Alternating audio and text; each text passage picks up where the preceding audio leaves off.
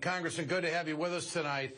I want to point out, according to the study by the Economic Policy Institute, increasing the minimum wage would affect almost 30 million workers in this country and create around 85,000 new jobs by 2016. You believe these numbers, and how can the Republicans be against it if it's true? Ed, not only do I believe those numbers, when I was in the Wisconsin legislature and we were looking at raising minimum wage, we looked historically, and every time we raised the minimum wage in Wisconsin, more people entered the workforce. So I know it happens from practical experience in my state. We're seeing it happen from that report, and we need to do what we can to help that rising tide lift all boats so we can help improve the economy. The best way to do that is to raise the minimum wage.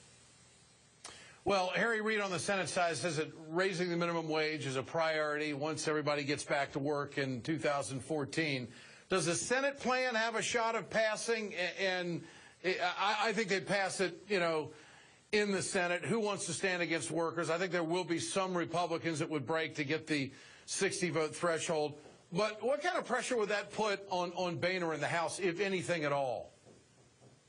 Well, that's the pressure we have to put from the outside, people in districts, other members of Congress, to make sure that we're making an issue a priority, just like making sure people have their unemployment benefits.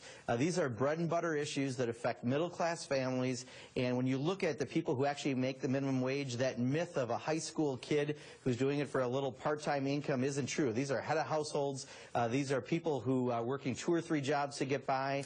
This is the sort of case we have to make in Congress so we get this passed. It's really important, and we have to do everything we can to get more Republicans to realize if they don't do this, there could be a political price.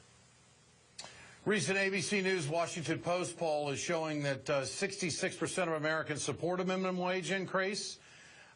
Is it a political loser for the GOP? I mean, do you think that this would put the GOP in a position, if they were to be against the minimum wage and not a vote not to come up, that it would be a factor at the polls, that it would strengthen Democratic midterms? Absolutely. You take this on top of the fact that they didn't want to do unemployment benefits, that they're cutting things like food stamps and supplemental nutrition assistance program.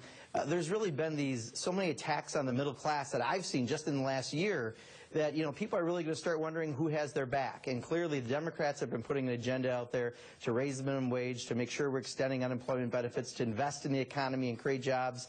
And the Republicans want to take care of the special interests and the most wealthy.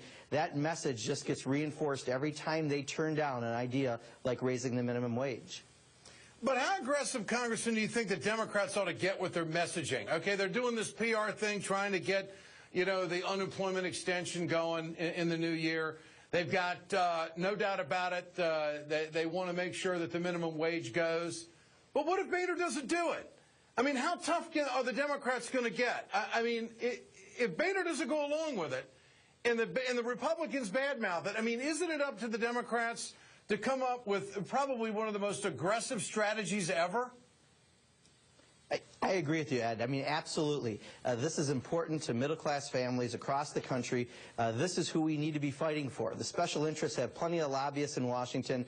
They're getting their way with the Republican majority. We've got to fight for the average family, and one of the ways we do that is on unemployment extension and on raising that minimum wage. And I think the Democrats should have a very aggressive messaging, not let up. Just keep pushing that issue, because the more people see who's on their side and who only gives them a little bit of rhetoric but doesn't vote on their behalf, that's going to change the face of Congress.